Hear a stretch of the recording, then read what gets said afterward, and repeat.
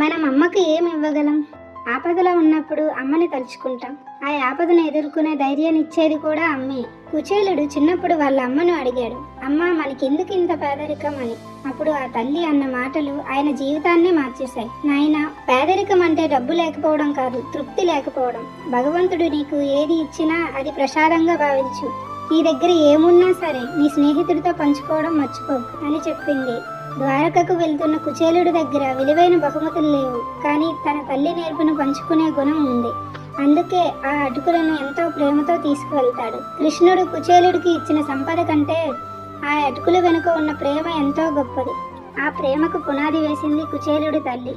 ఈ రోజు మన దగ్గర ఉన్న ఆస్తులు, హోదాలు అన్నీ అమ్మ పెట్టిన భిక్షే. మనకు నడకతో పాటు నడతను కూడా నేర్పిన అమ్మకు మనం ఇచ్చే అతి పెద్ద గౌరవం ఆమె నేర్పిన విలువలతో బతకడం. అమ్మే మన మొదటి గురువు, ఆమె మాటే ఒక మంత్రం. ఫ్రెండ్స్, ఈ వీడియో కనుక మీకు నచ్చినట్లయితే లైక్ చేయండి. మరిన్ని కథల కోసం మన కథల ప్రపంచం ఛానల్ని సబ్స్క్రైబ్ చేసుకోండి.